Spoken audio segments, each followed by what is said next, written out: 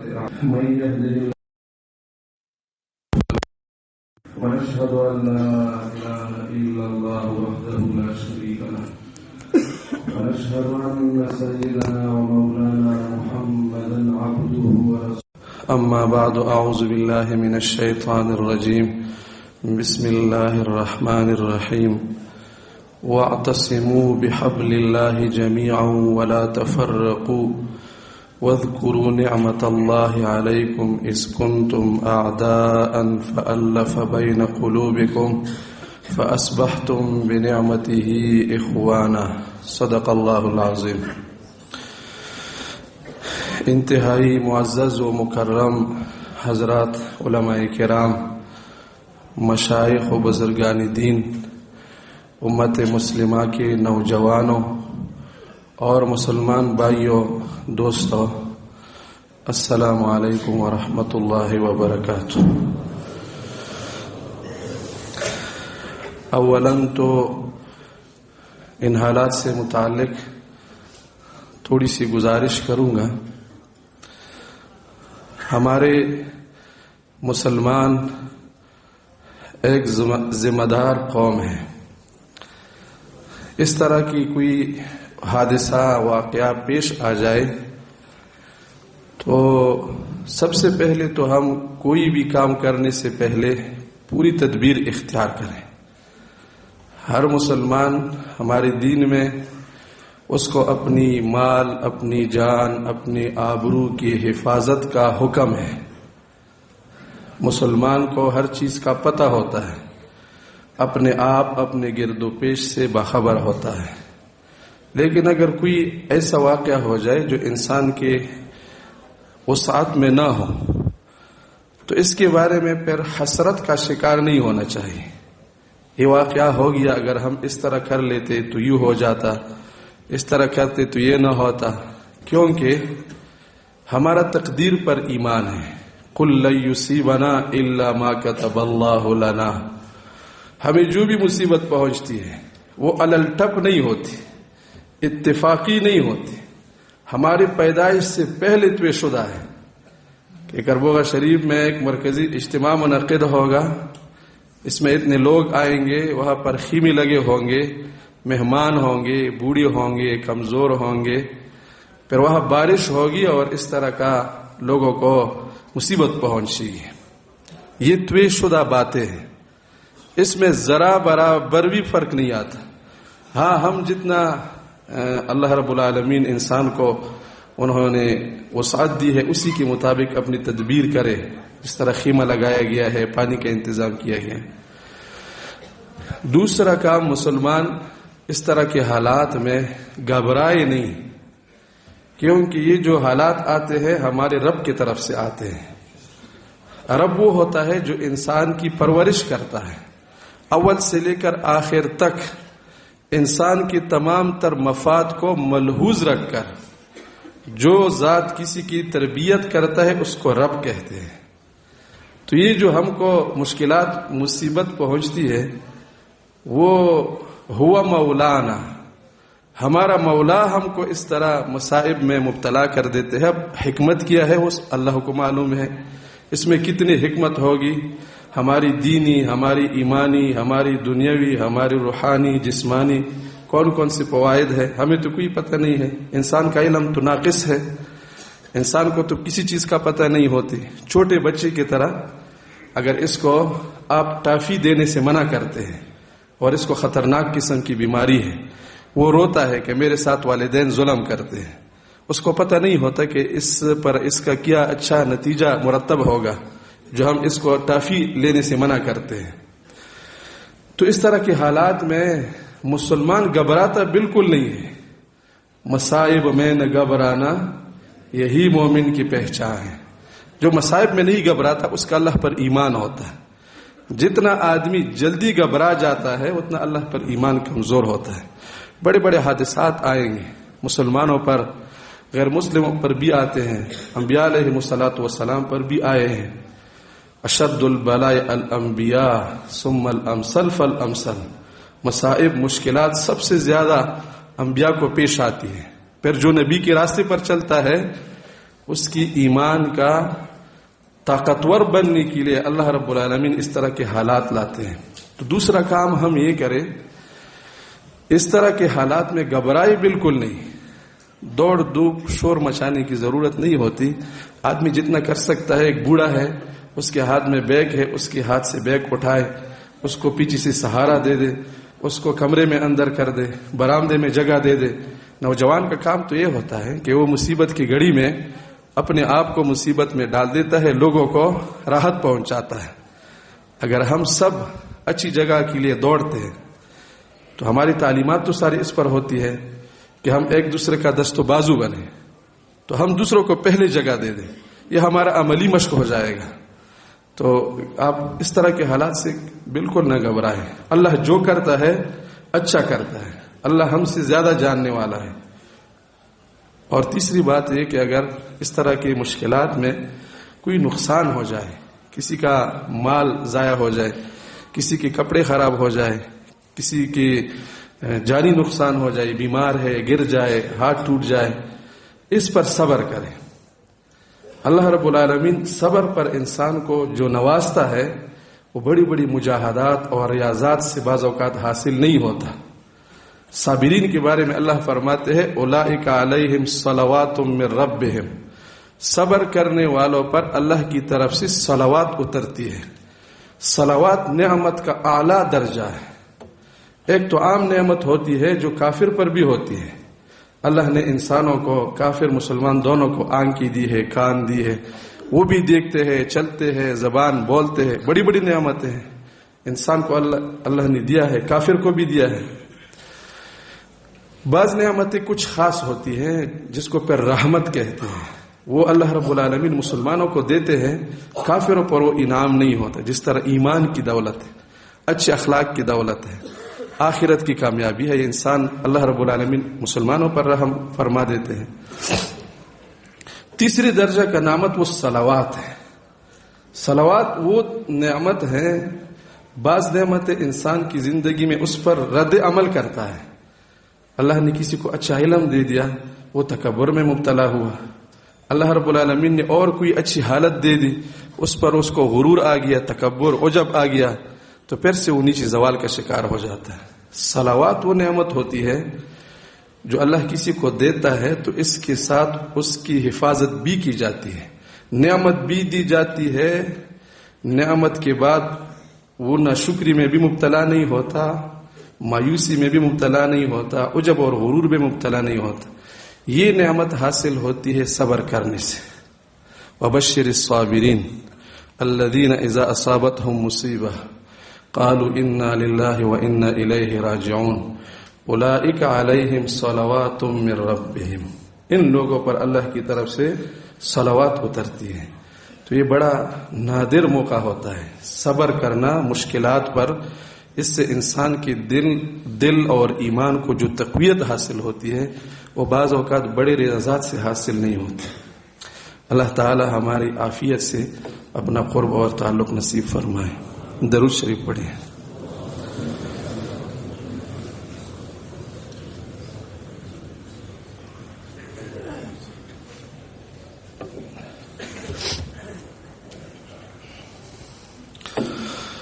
محترم مسلمان بھائیو اور دوستو، اس وقت مسلمان قوم، امت مسلمہ انتہائی مشکلات، پریشانیوں، کرب و مصیبت میں مبتلا ہے. ایک مسلمان ہونے کی حیثیت سے ہر آدمی کا فرض بنتا ہے کہ وہ امت مسلمہ کے آج کی مشکلات اور پریشانیوں کا ادراک کر لے اور پھر اپنی استعداد اور صلاحیت کے مطابق ان کو حل کرنے کی کوشش کرے. یہ وقت ہمیں کھیل تماشا، سیر سیاحت، غفلت اور سستی یا اپنے خواہشات میں گزارنے کی اجازت ہرگز نہیں دیتا. اگر ہم مسلمان مزید اسی طرح غفلت میں وقت گزارے تو مشکلات اور بڑھیں گے، امت مسلمہ اور پریشان حال ہوگا.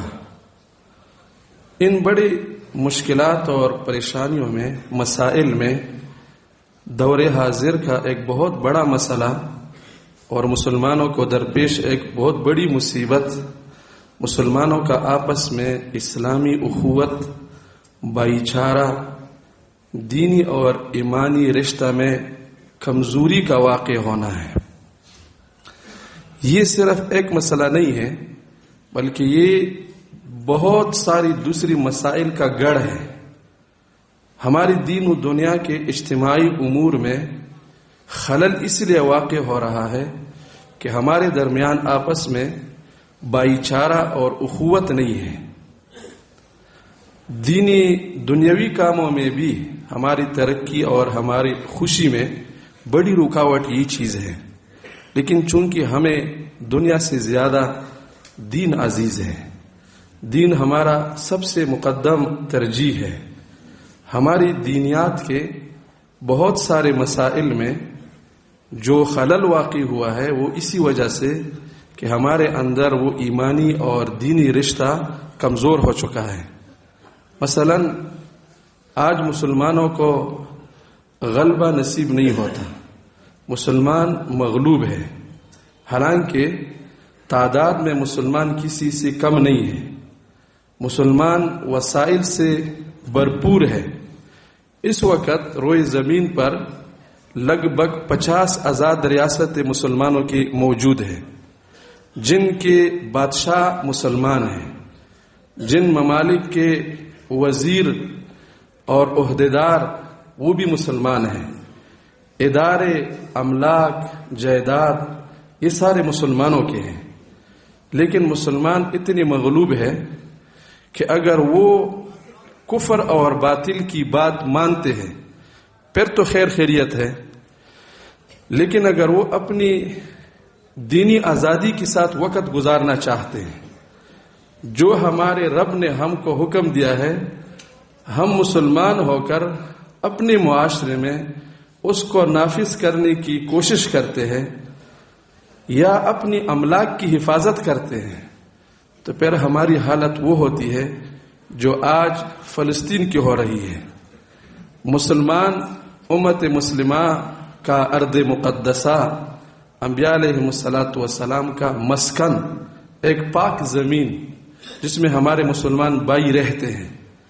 دنیا کے بڑے بڑے طاقتور ممالک جرمنی، کینیڈا، اٹلی، امریکہ وغیرہ آپس میں متفق ہو کر اس چھوٹے سے ملک پر حملہ آور ہے، اور 20 سال تک ہمارے پڑوس میں ہمارے افغانستان پر ہزاروں میل دور اور 7 سمندر پار ایک دشمن دندناتی ہوئی ہمارے ملکوں کو پار کرتی ہوئی ہمارے مسلمان کے اندر میں بیٹھتا ہے، وہاں پر بم برساتا ہے، میزائل مارتا ہے، حملے کرتا ہے، ہمارے چھوٹے بچے شہید ہو گئے، ہمارے عورت بیوہ ہو گئے، ہماری چادر اور چار دیواری کی توہین اور تحقیر کی گئی، لاکھوں مسلمان شہید ہو گئے۔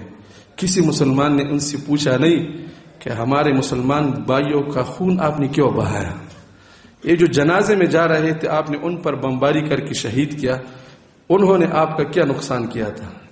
یا جو گھر میں اپنی ماں کی گود میں معصوم بچہ دودھ پی رہا ہے اس پر آپ بم گرا کر شہید کر دیتے ہیں، اس نے آپ کا کون سا نقصان کیا ہے؟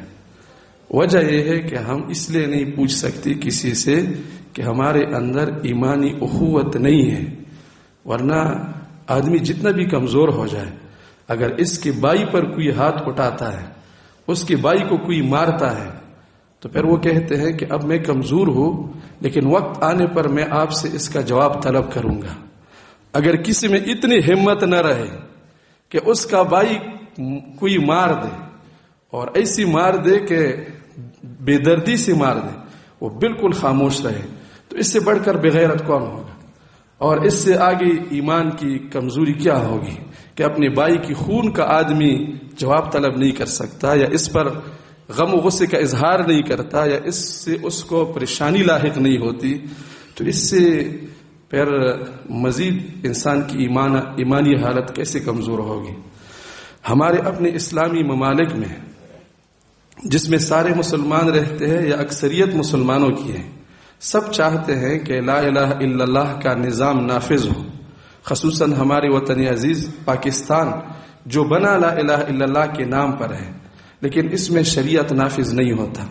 وجہ یہ ہے کہ ہم آپس میں بائی بائی نہیں ہیں، ہم دین کو اپنا مشترک چیز شمار ہی نہیں کرتے، اور ہمارے دین کے وہ بڑے بڑے احکام جو ہمارے درس و تدریس کی زینت ہے، ہمارے وعظ و نصیحت میں ہر جگہ اس پر بحث کی جاتی ہے، کوئی بھی بیان اور کوئی بھی وعظ اس کے بغیر پورا نہیں ہوتا۔ کتاب اللہ میں اللہ رب العالمین نے جگہ جگہ وہ احکام بڑے تاکید کے ساتھ ارشاد فرمائے ہیں، وہ آج کل بالکل معطل ہو کر رہ گئے ہیں۔ بعض لوگ تو اس کے تصور سے بھی نا آشنا ہو گئے کہ یہ ہوتا کیا چیز ہے، جیسے امر بالمعروف، نہی عن المنکر، بیت المال کی تقسیم، بیت المال کی حفاظت، جہاد فی سبیل اللہ، مظلوم کی حمایت، ظالم کی مخالفت، یہ ساری چیزیں ہمارے درس و تدریس کے حد تک محفوظ رہ گئی۔ کوئی بھی امر بالمعروف کا آج کل یہ ذمہ داری ادا نہیں کر رہا ہے، اتنی بڑی بڑی ریاست ہے۔ افسوس اس سے زیادہ اور ہے کہ بعض اوقات ہم وعظ و نصیحت پر اکتفا کر کے امر بالمعروف سے اپنے آپ کو بری و ذمہ شمار کرتے ہیں کہ ممبر پر میں نے لوگوں کو وعظ و نصیحت کیا، یہ میں نے امر بالمعروف کا فریضہ ادا کیا، حالانکہ امر بالمعروف پوری امت کا اجتماعی جدا فریضہ ہے، جس میں تقریباً پوری امت آج کل اس کے ترک کی گناہگار ہے، ماں سوائے ایک چھوٹے سے خطے کے جو بھی کوشش کرتے ہیں کہ اللہ کی زمین پر اللہ کا نظام نافذ ہو۔ اللہ تعالیٰ ان کو توفیقات سے نوازے۔ باقی پوری دنیا میں کسی بھی مسلمان ملک میں پوری طرح شریعت نافذ نہیں ہے، حالانکہ سارے مسلمان رہتے ہیں۔ ہم یہ سوچتے ہیں کہ یہ ہمارے مسلمانوں کی اجتماعی چیزیں ہیں، ہمارے مشترکات ہیں، میں اپنی آپ کی فکر کروں گا، اس کا اللہ حافظ ہے۔ جس طرح ایک گھر میں کئی دوست بھائی رہتے ہیں، 10 20 15 بھائی رہتے ہیں آپس میں، ان کو اپنے باپ دادا سے جائیداد بھی میراث میں رہ چکا ہوتا ہے، بڑے مالدار ہوتے ہیں، ان کے کارخانے ہوتے ہیں، گاڑیاں محل ہوتے ہیں، لیکن ہر بھائی یہ سمجھتا ہے کہ میں اپنا جو میری ملکیت ہے اس کی حفاظت کروں، ہمارا جو مشترکہ چیز ہے 10 15 لوگوں کی گاڑی ہے، اس کی حفاظت میں کیوں کروں، یا ہمارے 10 15 بھائیوں کا مشترکہ جائیداد ہے اس کا فکر میں کیا کروں۔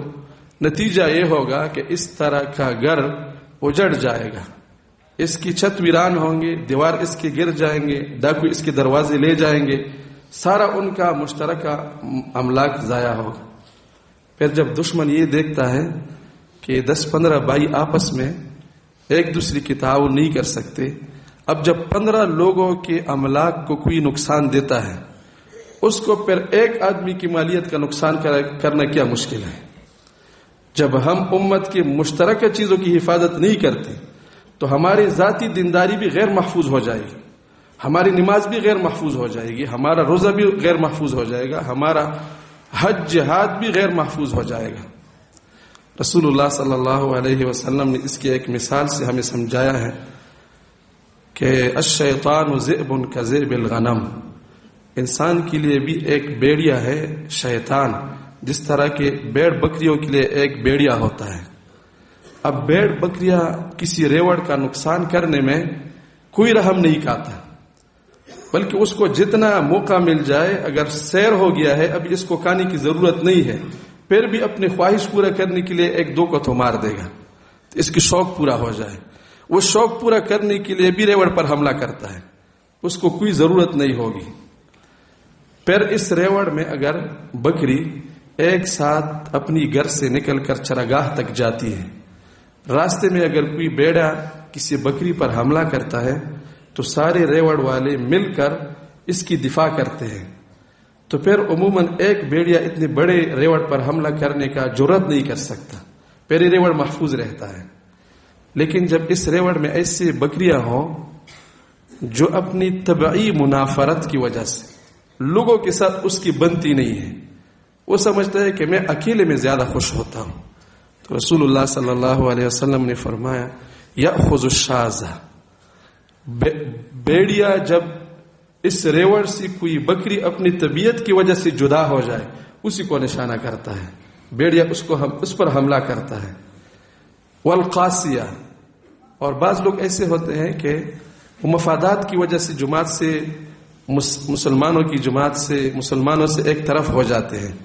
رسول اللہ صلی اللہ علیہ وسلم نے فرمایا بیڑیا اس بکریوں کو بھی ہلاک کر دیتا ہے جو اپنی مفادات کی وجہ سے ریوڑ سے جدا ہو جاتی ہے. کسی جگہ سبز باغ دیکھ لیا، اس کھیت میں داخل ہو گئی، جیسے ریوڑ اس کو دیکھتا ہے کہ اکیلے ہو گئی پھر اسی پر حملہ کر دیتا ہے. یا الناحیہ، تیسرے نمبر پر وہ بکری جو سستی اور غفلت کی وجہ سے ریوڑ سے رہ جاتی ہے، شیطان اس کو نشانہ کرتا ہے. اس حدیث میں رسول اللہ صلی اللہ علیہ وسلم نے ہمیں بڑی تاکید کے ساتھ جماعت کے ساتھ رہنے کا حکم دیا ہے. مسلمان جماعت کے ساتھ رہیں گے تو محفوظ ہوں گے. کسی بھی وجہ سے مسلمان جماعت سے جدا ہو گئے، اپنی طبیعت کی وجہ سے جدا ہو گئے، دنیاوی مفادات کی وجہ سے جدا ہو گئے، سستی کی وجہ سے جدا ہو گئے، آپ شیطان کے شکار ہو گئے. پھر یہ جدائی ایمانیات میں ہو، یہ جدائی اعمال میں ہو، یہ جدائی روایات میں ہو، یہ مسلمانوں کے طور طریقے میں ہو، جو بھی مسلمانوں کی جماعت سے جدا ہوتا ہے وہ شیطان کا شکار ہوگا. اللہ رب العالمین نے قرآن مجید میں اسی لیے مسلمانوں کو بڑی تاکید سے آپس میں بائی بائی رہنے کا حکم دیا ہے. انما المؤمنون اخوہ، مسلمان سارے بائی بائی ہیں. یا ایھا الذین آمنوا لا تکونوا کالذین تفرقوا، اے ایمان والو تم یہود و نصارہ کی طرح ٹکڑے ٹکڑے مت ہو جاؤ. ولا تنازعوا فتفشلوا، آپس میں نزاع نہ کرو، لڑائی جھگڑے نہ کرو، ورنہ تمہاری ہوا نکل جائے گی، تمہاری حیثیت ختم ہو جائے گی، تمہارا دبدبہ ختم ہو جائے گا، وسائل آپ کے زیادہ ہوں گے، لوگ آپ پر ایسے جپٹیں گے جس طرح دعوت کے دسترخوان پر آتے ہیں. رسول اللہ صلی اللہ علیہ وسلم نے فرمایا آخری زمانے میں مسلمانوں پر دشمن اور باطل ایسے آئیں گے جس طرح کسی نے دعوت بنایا ہو اور دسترخوان پر کھانا لگایا ہو. دسترخوان پر کھانے کے لیے لوگ شوق پورا کرنے کے لیے آتے ہیں، دعوت کا کھانے سے وہ لذت اٹھاتے ہیں. مسلمانوں کا خون بہا کر وہ آپس میں خوش ہوں گے، مسلمانوں کے مذاق اڑائیں گے کہ اتنی تعداد کے باوجود، اتنی ریاستوں کے ہوتی ہوئی ہم نے مسلمانوں کو نصف نابود کر دیا، وہ ہماری رسوائی کے لیے کافی ہوگا. تو مسلمان قوم جب آپس میں اتفاق سے نہیں رہیں گے یہی ان کا حشر ہوگا. رسول اللہ صلی اللہ علیہ وسلم نے فرمایا لا تباغضوا ولا تحاسدوا ولا تدابروا، ایک دوسرے کے ساتھ حسد نہ کرو، ایک دوسرے کے ساتھ بغض و عداوت نہ رکھو، آپس میں بائی بائی بن جاؤ. باطل اس بات کو سمجھ چکا ہے کہ مسلمانوں کی زیر کرنے کے لیے سب سے بڑا حربہ مسلمانوں کے درمیان افتراق اور انتشار پیدا کرنا ہے. ہر زمانے میں باطل نے بھرپور کوشش کی ہے. صحابہ اکرام رضوان اللہ علیہم اجمعین کے زمانے میں بھی منافقین، کفر، شرک، یہود، نصارہ سب نے یہی کوشش کی ہے کہ آپس میں ان کا افتراق اور آپس میں ان کی دشمنی پیدا ہو جائے. اب ہم مسلمانوں کی ذمہ داری یہ بنتی ہے کہ دشمن ہمارے اندر جن چیزوں سے مسلمانوں کو آپس میں لڑانا چاہتا ہے ہم ان چیزوں کا ادراک کر لیں اور ان چیزوں کے ازالہ کرنے کی بھرپور کوشش کریں.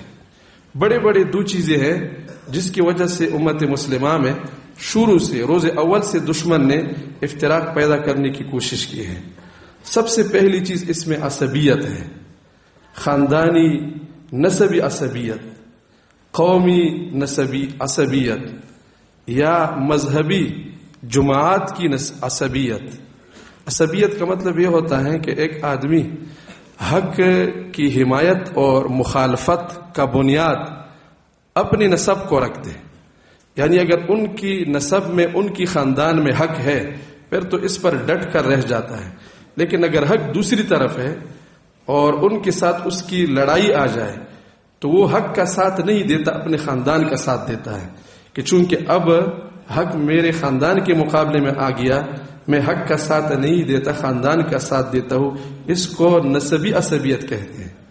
یا قوم کی بنیاد پر کہ آپ فلان قوم کے ہیں، آپ عربی ہے میں عجمی ہوں، آپ پشتون ہے میں پنجابی ہوں، آپ خٹک ہے میں بنگش ہوں. قوموں کے نام پر جو لوگ لڑتے ہیں اس کو بھی عصبیت کہتے ہیں. یہ عصبیت ہمارے اندر آج کل اتنی سرایت کر گیا ہے کہ ہمارے گھروں کے اندر تک آ گیا. بلکہ اگر دو ماؤں کے بیٹے ہیں، ان کا بھی آپس میں اگر کبھی جھگڑا آ جائے تو کسی کا ساتھ دینے کے لیے بنیاد یہ ہوتا ہے کہ میرا جو اپنا سگا بھائی ہے میں اس کی حمایت کروں گا، اگرچہ وہ خلاف پر کیوں نہ ہو، اگرچہ وہ غلطی پر کیوں نہ ہو. دینی جماعت میں بھی بعض اوقات اس طرح ہوتا ہے کہ ہمارے حق اور باطل یا حق اور خطا کا معیار یہ ہوتا ہے کہ میرے پارٹی کے ساتھ جو ہے اس کی حمایت کرنا مجھے ہر صورت ضروری ہے، اگرچہ وہ بالکل صریح غلطی پر ہو اور آپ کو پتہ ہو کہ یہ کام اس کا غلط ہے، لیکن آپ اس کی تردید نہیں کر سکتے، آپ اس کے خلاف بول نہیں سکتے، آپ لوگوں کو کہہ نہیں سکتے کیونکہ وہ آپ کی پارٹی کے اندر ہے. اگر میں اپنے لوگوں کو یہ بات کہہ دوں کہ یہ غلط ہے تو پھر میری پارٹی میں میرا نقصان ہو جائے گا، مجھے عہدہ نہیں ملے گا، میرے جماعت کے ساتھی مجھ سے ناراض ہو جائیں گے. اسی کو جماعتی عصبیت کہتے ہیں. یہ اتنی خطرناک مرض ہے. رسول اللہ صلی اللہ علیہ وسلم کا ارشاد مبارک ہے کہ جو لوگ عصبیت کی خاطر لڑتے ہیں یا عصبیت کے نام پر لوگوں کو دعوت دیتے ہیں اور اسی حالت میں وہ اس دنیا سے چلا جائے تو یہ آدمی جاہلیت کی موت مرتا ہے. جاہلیت کی موت وہ ہوتی ہے جس میں آدمی نہ اپنے رب کو پہچانتا ہے، نہ اپنے رسول کو پہچانتا ہے، نہ اللہ کے احکام کو پہچانتا ہے. عصبیت کا شکار آدمی اسی طرح مرتا ہے جس طرح کہ جاہلیت کے زمانے میں ایک آدمی مر جاتا ہے. اس کو ختم کرنے کے لیے ایک ہی راستہ ہے کہ ہم اپنے آپ کے ساتھ یہ طے کر لیں کہ اللہ اور رسول کا جو حکم ہے جہاں پر حق ہو میں اس کی حمایت کروں گا، خواہ وہ میرے خاندان کے خلاف ہو، میرے قوم کے خلاف ہو، میرے جماعت کے خلاف ہو. وَأَقِيمُوا الشَّهَادَةَ لِلَّهِ، اللہ کے لیے گواہی، اللہ کے لیے حق بولنا شروع کرے. اگرچہ یہ حق بولنا، یہ گواہی دینا آپ کے اپنے آپ کے خلاف ہو، آپ کے رشتہ داروں کے خلاف ہو، آپ کے والدین کے خلاف ہو، لیکن حق کی اور سچ کے لیے آواز اٹھانا، بس یہ ایک حل ہے اس کا کہ ہم باقی تمام چیزوں کو پس پش ڈال کر، تمام تر مفادات کو بالائے طاق رکھ کر ہم یہ طے کر لیں کہ ہم نے حق کی حمایت کرنی ہے. حق جہاں پر ہی بھی ہو خود بخود درمیان سے عصبیت ہٹ جائے گا. جب تک عصبیت رہے گا مسلمانوں کے درمیان اعتماد پیدا نہیں ہوگا. اتفاق کا تو پہلا درجہ ہی اعتماد سے شروع ہوتا ہے کہ آپ کسی پر یہ اعتماد کر سکتے ہیں کہ اس کے ساتھ میں چل کر میں بھی محفوظ ہوں گا، میرا مال بھی محفوظ ہوگا، میرا جان بھی محفوظ ہوگا، میری آبرو بھی محفوظ ہوگی. لیکن اگر ایک آدمی وہ اپنے خاندان کے لیے لڑتا ہے، ایک آدمی اپنے قوم کے لیے لڑتا ہے تو اس میں آدمی پر اعتماد نہیں کیا جاتا، اور جب معاشرے میں اعتماد نہ ہو اتفاق بالکل پیدا نہیں ہو سکتا. تو ایک چیز ہم نے عصبیت سے کلی براءت کرنا ہے کہ ہم عصبیت سے بالکل دور رہیں گے. رسول اللہ صلی اللہ علیہ وسلم نے بڑی محنت کے ساتھ اس چیز کو ختم کیا تھا، اپنے پاؤں تلے رون ڈالا تھا. ایک مرتبہ دو صحابہ کا آپس میں کسی چیز پر ناراضگی ہو گئی.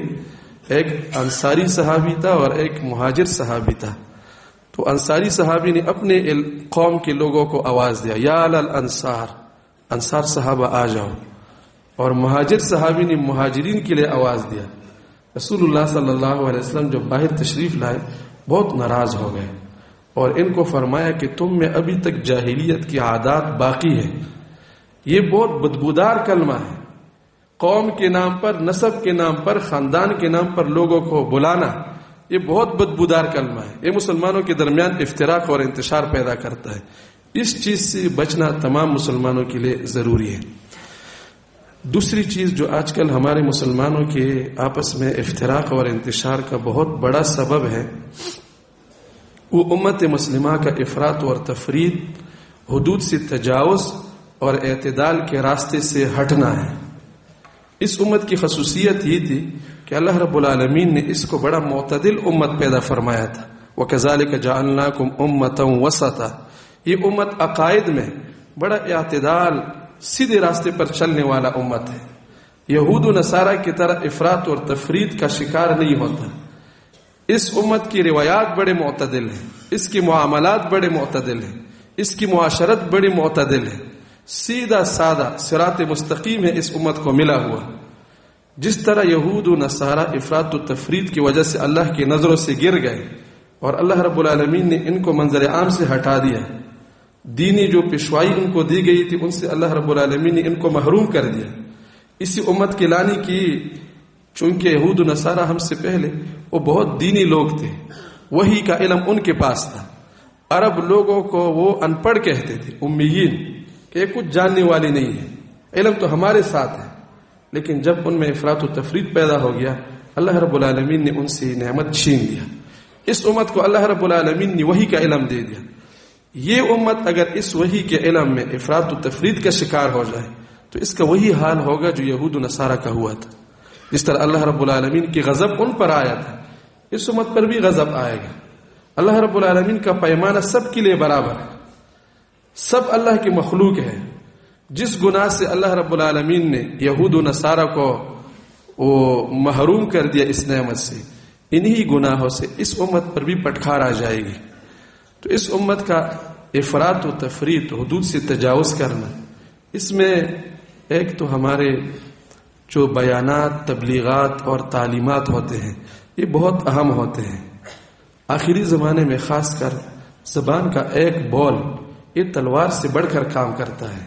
جس طرح ایک آدمی تلوار ہاتھ میں اٹھائے، تیز تلوار ہو، جتنی وہ لوگوں کے سر ایک مارتا ہے تو سر قلم ہو جائے گا، لوگوں کی زندگیاں ختم ہو جائے گی۔ آخری زمانے میں انسان کا زبان تلوار سے تیز چلے گا۔ آخری زمانے میں انسان کی زبان سے لوگوں کو تلوار سے زیادہ نقصان ہوگا۔ ایک بات کہنے سے پوری کی پوری قومیں گمراہ ہو جاتی ہے، ایک بات کہنے سے پوری کی پوری خاندان اجڑ جاتے ہیں۔ تو اس زمانے میں ہماری تبلیغات، تعلیمات اور بیانات اگر یہ غیر ذمہ دارانہ ہوں، اس کی وجہ سے ہماری امت میں آپس میں انتشار اور افتراق پیدا ہوا ہے۔ بعض ایسی باتیں ہوتی ہے کہ ان میں آپس میں کوئی اتنی بعد نہیں ہوتا، اتنی دوری نہیں ہوتی، لیکن ہمارے اپنے زبان کے تیزی کی وجہ سے، ہمارے ترش رویہ کی وجہ سے وہ صحیح بات بھی ہمارے اندر بجائے اتفاق کے اختلاف پیدا کرتا ہے۔ مثلا بعض لوگ بیانات میں عبادات پر اتنا زور دیتے ہیں کہ اگر کوئی گناہ کرے تو اس کی ایمان پر شک کر دیتے ہیں۔ اس طرح کے خوارج کا عقیدہ ہوتا تھا کہ ایک آدمی گناہ کرے تو بس وہ ایک ایمان سے خارج قرار دے دے۔ اب ایمان جدا چیز ہے، اعمال جدا چیز ہے۔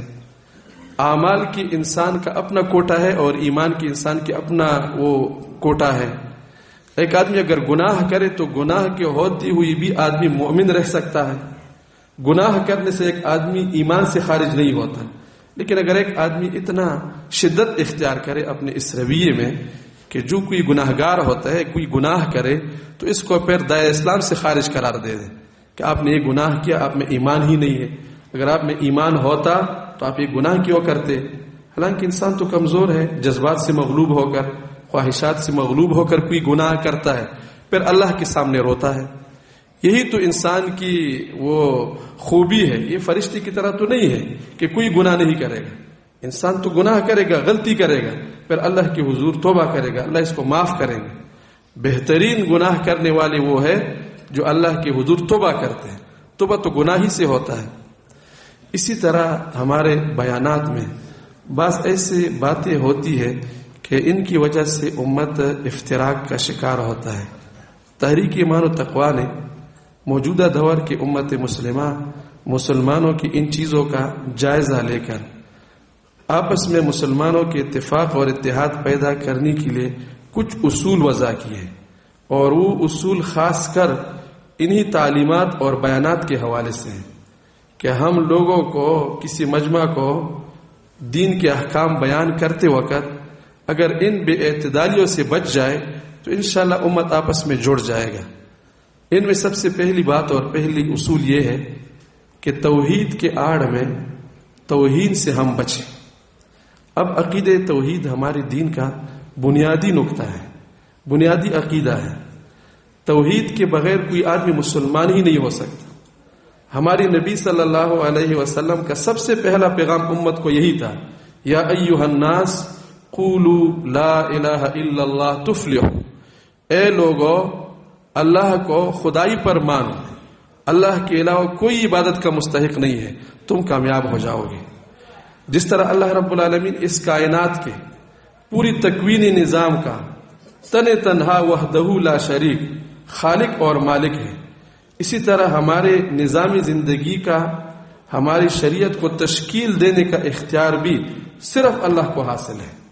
اگر کوئی یہ سمجھتا ہے کہ اس زمانے میں انسانوں کی نظام حیات، انسانوں کے لیے نظام زندگی تشکیل دینے میں خداوندی احکامات کے علاوہ دوسری کوئی قوت یا کوئی دوسرا فرد یا کوئی دوسرا فلسفہ وہ بھی کارگر ہے، اس پر چل کر ہم اچھی زندگی گزار سکتے ہیں، اس آدمی کا دین میں کوئی حصہ نہیں ہے۔ جس طرح اللہ رب العالمین کے ساتھ زمین و آسمان کے تخلیق میں کسی کو شریک کرنا شرک کہلاتا ہے، اللہ رب العالمین کے ساتھ نظام حیات تشکیل دینے میں کسی کو شریک کہنے سے بھی آدمی مشرک بن جاتا ہے، وہ ایمان سے خارج ہو جاتا ہے۔ اللہ رب العالمین کو ان تمام چیزوں کا اختیار کا مالک اس کا یقین کرنا، اللہ جس کو نبی بناتا ہے اس کی نبوت پر ایمان رکھنا، اللہ جس کو خاتم النبیین قرار دیتا ہے اس کی ختم نبوت پر ایمان رکھنا، یہ ہمارا وہ آخری لائن ہے کہ اس سے آگے جا کر پھر دین کے اندر آدمی نہیں رہ سکتا۔ اور اسی توحید کے عقیدہ سے مسلمان اور غیر مسلم آپس میں جدا ہوتے ہیں، خواہ وہ دہری ہو، خواہ وہ یہودی ہو، خواہ وہ عیسائی ہو، خواہ وہ ہندو ہو، وہ سکھ ہو، جو بھی ہو، اس عقیدے توحید کی لائن سے آپس میں ہماری جدائی آ جاتی ہے۔ جو اللہ کو ایک نہیں مانتا وہ غیر مسلم ہے، جو اللہ کو ایک مانتا ہے وہ مسلمان ہے۔ یہود بھی اگر اللہ کو ایک مانتے صحیح معنوں میں، اس کا مطلب یہ کہ اللہ تمام اختیارات کا مالک ہے۔ اللہ نے پہلے حضرت موسیٰ کو خدا بنایا، وہ نبی بنایا، پھر حضرت عیسیٰ کو نبی بنایا، پھر حضرت عیسیٰ کے بعد رسول اللہ صلی اللہ علیہ وسلم کو آخری نبی بنایا کہ اس کے بعد کوئی نبی نہیں آئے گا، اور اس نبی کے احکام تمام پہلے سابقہ انبیاء کی شرائع کے لیے ناسخ ہے۔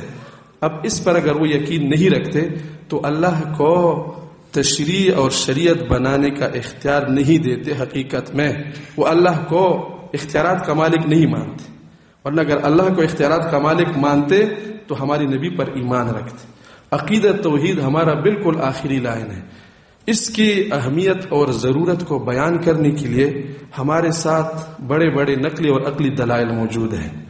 چاہیے یہ تھا کہ ہم اپنے مسلمانوں کے دل میں اللہ رب العالمین کی عظمت، اللہ رب العالمین کی خوف اور خشیت کو پیدا فرماتے، ہم ایسے بیان کرتے جس میں اللہ رب العالمین کی توحید کے عقلی اور نقلی دلائل کا انبار لگ جائے۔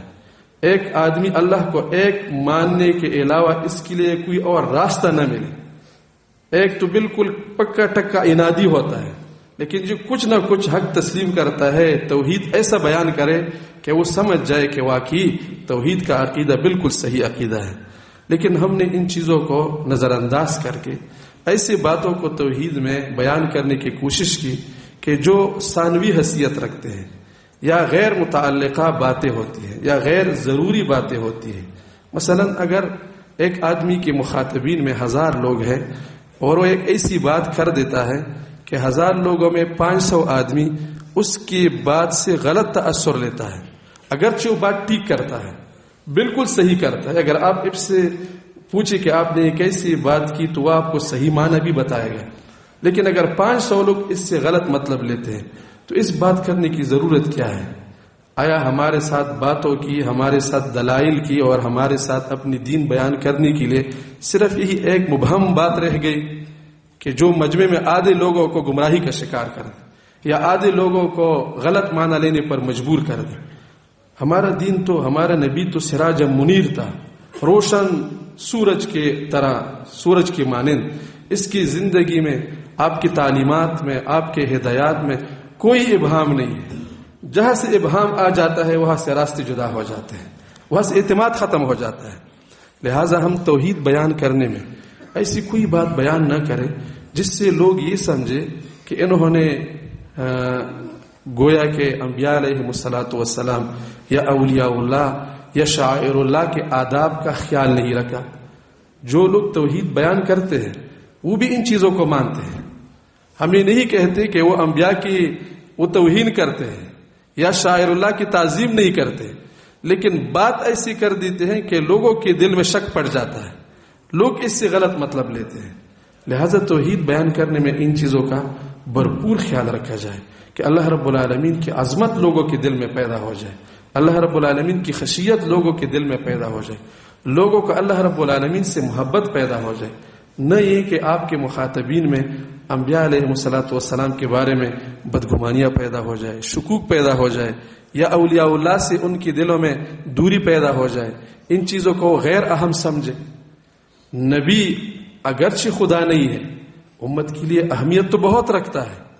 اگر ایک آدمی ایسی بات کر دیتا ہے جس سے لوگوں کے دل میں نبی کی اہمیت کم ہو جائے تو اس سے بڑھ کر نقصان کیا ہوگا؟ اگر ایک آدمی ایسی بات کر دیتا ہے جس سے لوگوں کا اولیاء کے ساتھ رشتہ ختم ہو جائے تو اس سے بڑھ کر نقصان کیا ہوگا؟ حضرت عیسیٰ علیہ الصلوۃ والسلام، اللہ نے ان کو ایسے معجزات دی تھے کہ انہی معجزات کی وجہ سے عیسائیوں نے آپ کو اللہ کے ساتھ شریک کر دیا تھا. لیکن اللہ رب العالمین توحید بیان کرتے ہوئی پھر بھی حضرت عیسیٰ علیہ السلام کی وہی معجزات بیان کرتے ہیں کہ آپ کے معجزات جدا ہیں، آپ اللہ کے نبی ہیں، آپ کو اللہ رب العالمین نے بہت مرتبہ دیا ہے. تو ایک کام ہمارا اصول یہ ہے کہ توحید کے پردے میں یا توحید بیان کرتی ہوئی انبیاء علیہ الصلوۃ والسلام، اولیاء اللہ اور شاعر اللہ کی تعظیم پر کوئی حرف نہ آ جائے. اپنی زبان کو انتہائی محتاط استعمال کریں. دوسری اصول ہماری یہ ہے، عقیدت اور محبت کے پردے میں شرک اور شرکی افعال سے اجتناب کریں.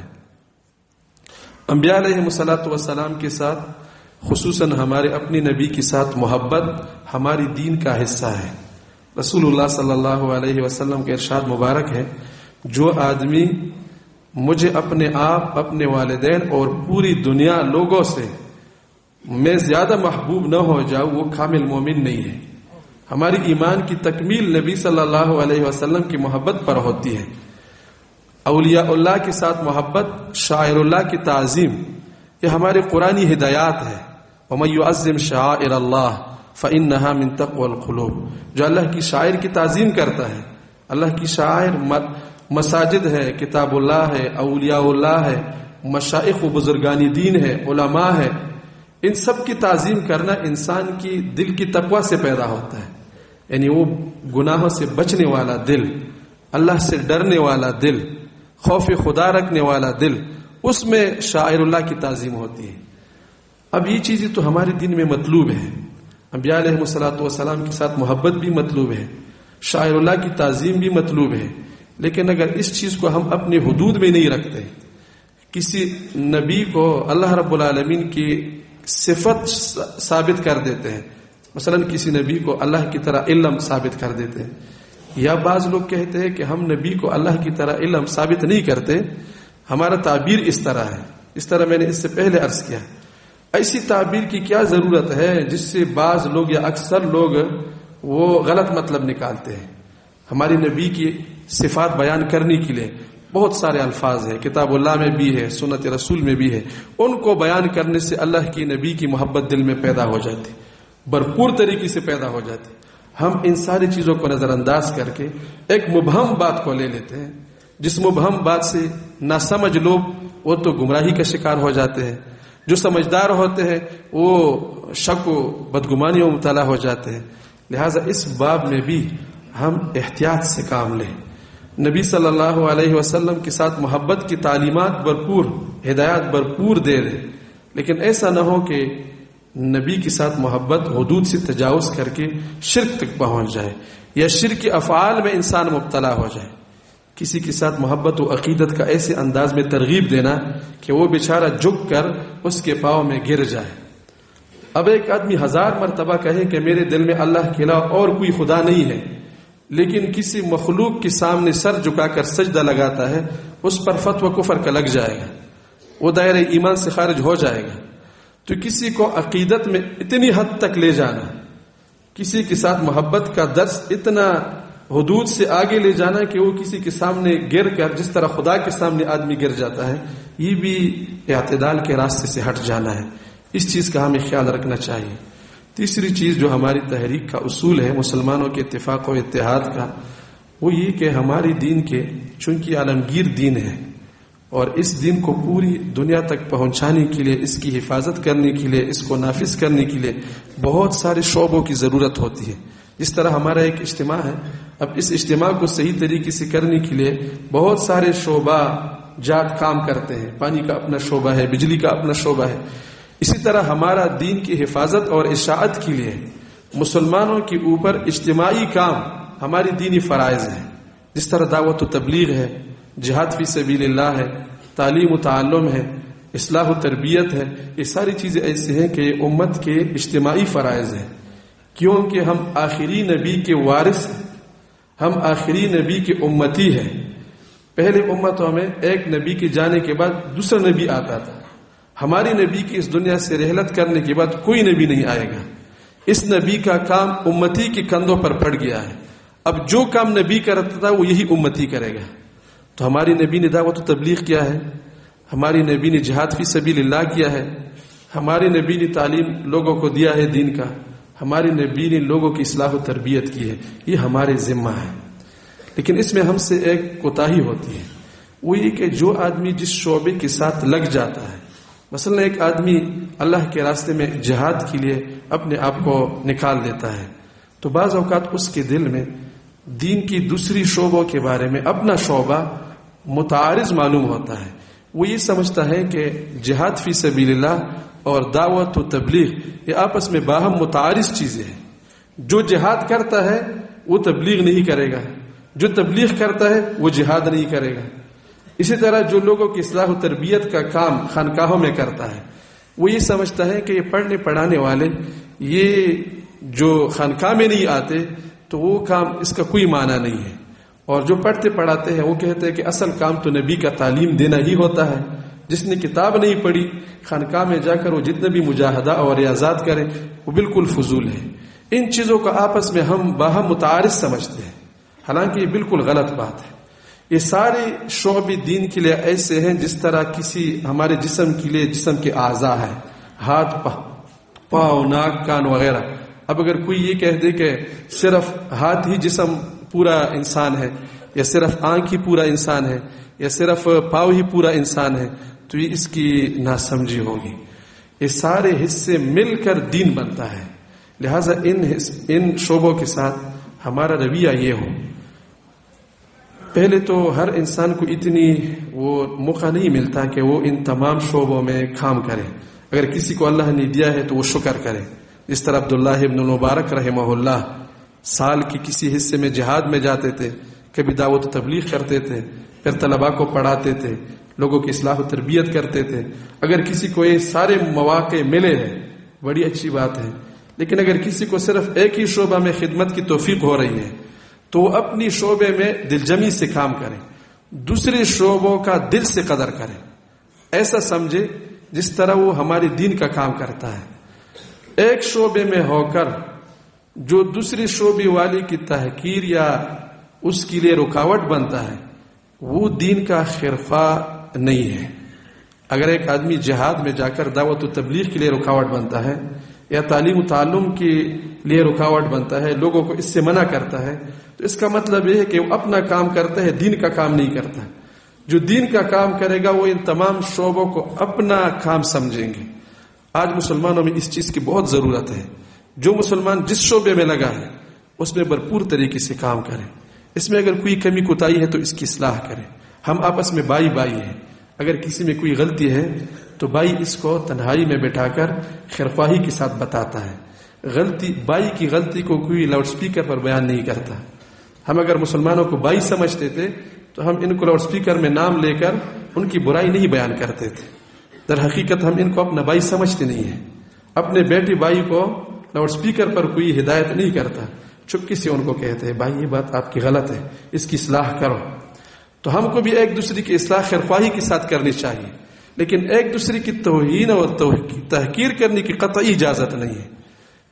انہی شعبوں میں رہ کر ہم آپس میں شیر و شکر رہیں اور آپس میں بائی رہیں تو انشاءاللہ مسلمانوں میں آپس میں اتفاق پیدا ہو جائے گا.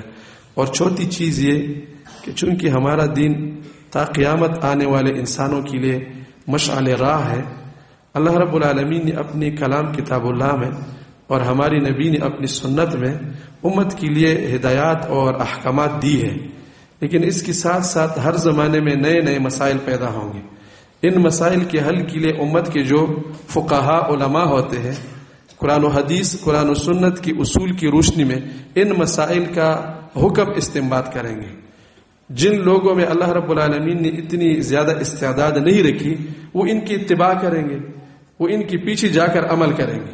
دو ہی طریقے ہوتے ہیں نئے مسائل میں، یا آدمی خود اجتہاد کرے، یا خود اجتہاد نہیں کر سکتا تو اہل اجتہاد کی تقلید کرے۔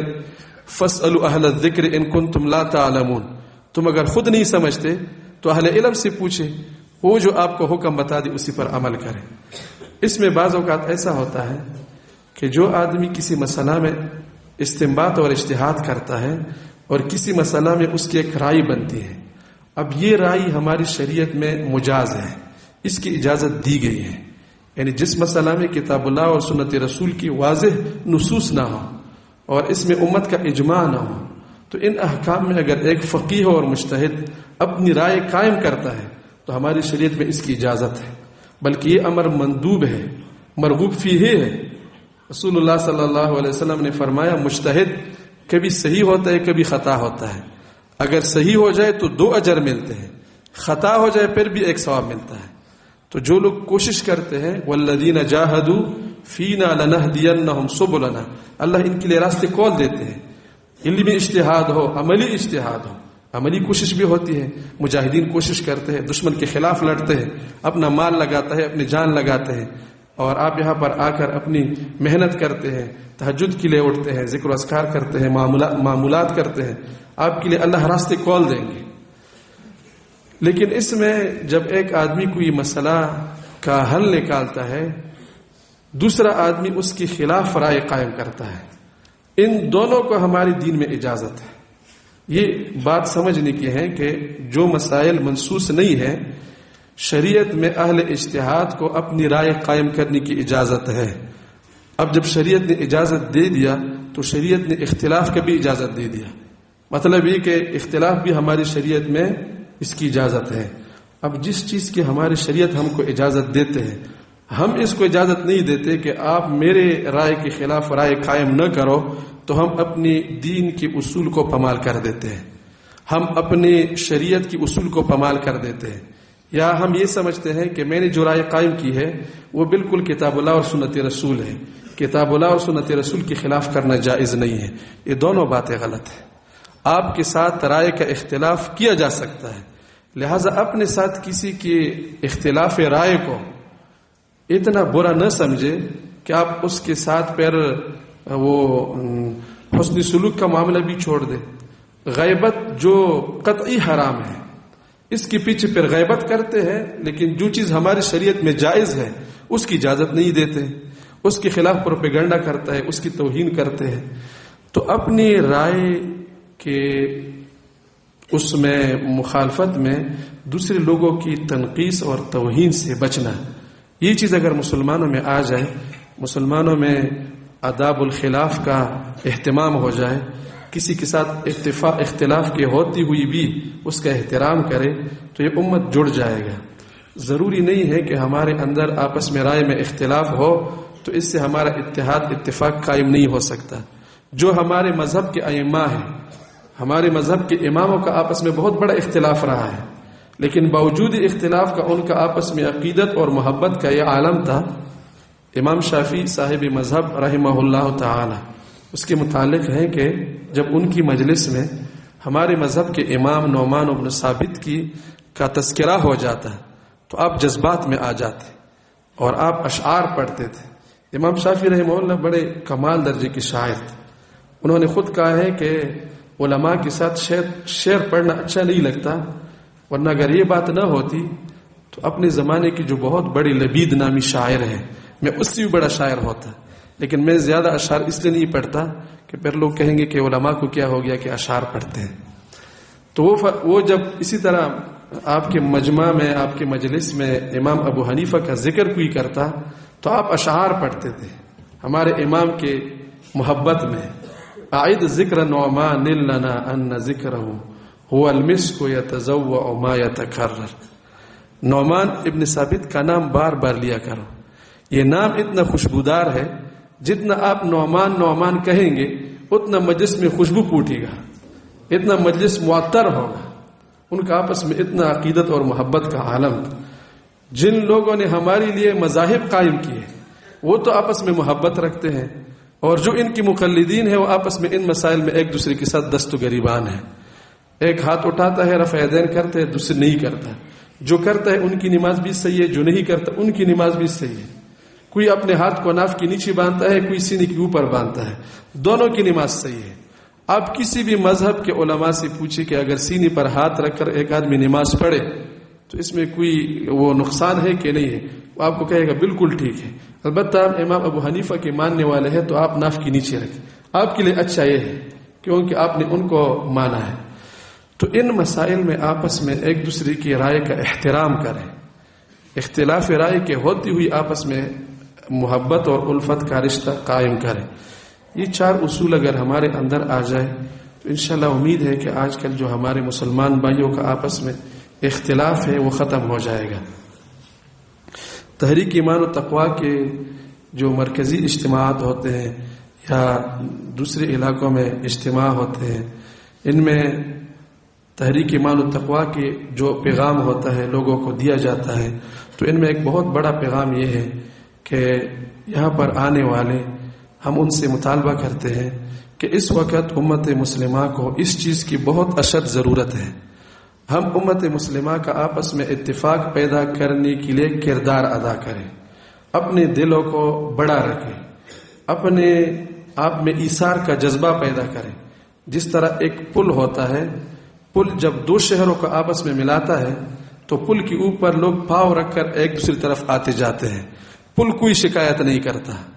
اگر پل ہی کمزور ہو جو آپس میں لوگوں کو ملانے کا کام کرتا ہے وہ خود بھی شکایت کرنے لگ جائے اور نیچے گر جائے تو یہ دونوں شہر آپس میں پھر سے جدا ہو جائیں گے. تو یہاں آنے والے لوگوں سے یہ درخواست ہے کہ آپ امت میں ایسا کردار ادا کریں کہ آپ میں بہت دور دور کے لوگ آپس میں مل جائیں. ایک تو وہ لوگ ہیں جنہوں نے کلمہ لا الہ الا اللہ کا پڑھا ہے، ان میں تو آپس میں کوئی دوری نہیں ہے کیونکہ ہم آپس میں بھائی ہیں. بھائی کے ساتھ انسان کی کتنی وہ دوری ہوتی ہے. بھائی بھائی کے دکھ درد میں شریک ہوتا ہے، بھائی بھائی کی خوشی میں شریک ہوتا ہے. المؤمنون کجسد واحد. تو آج ہمارے لیے اس بات کی بہت ضرورت ہے کہ امت مسلمہ کا آپس میں اتفاق اور اتحاد پیدا کرنے کی کوشش کی جائے. خصوصاً حضرات علماء کرام، مشائخ اور دین کی جو مقتدا اور پیشوا لوگ ہیں، جو لوگ ان کی اقتداء کرتے ہیں اور لوگ ان کی بات مانتے ہیں، ان کی بہت بڑی ذمہ داری بنتی ہے کہ وہ اپنی تعلیمات، بیانات اور اپنے مجالس میں ایسے ہر بات سے اجتناب کریں جس سے لوگوں کا آپس میں نفرت پیدا ہوتا ہے، اور ہر وہ بات اور ہر عمل کی کوشش کریں جس سے لوگوں کا آپس میں اتفاق اور الفت پیدا ہو جاتا ہے. جو لوگ امت میں جوڑنے کا کام کرتے ہیں اللہ تعالیٰ ان کو دنیا و آخرت میں انشاءاللہ سرفراز کر دیں گے. تو آپ سے بھی یہ درخواست ہے کہ یہاں سے جا کر اپنے ساتھ یہ بات پلے باندھ دیں کہ آج کے بعد میں نے ہر اس قول اور فعل سے اجتناب کرنا ضروری ہے جس سے آپس میں لوگوں کی دوریاں پیدا ہوتی ہیں، اور حد الوسع میں ممکن کوشش کروں گا کہ مسلمانوں کو آپس میں باہم اتفاق اور اتحاد سے رہنے کی کوشش کرو. اللہ تعالی ہم سب کو عمل کی توفیق عطا فرمائے. وآخر دعوانا الحمد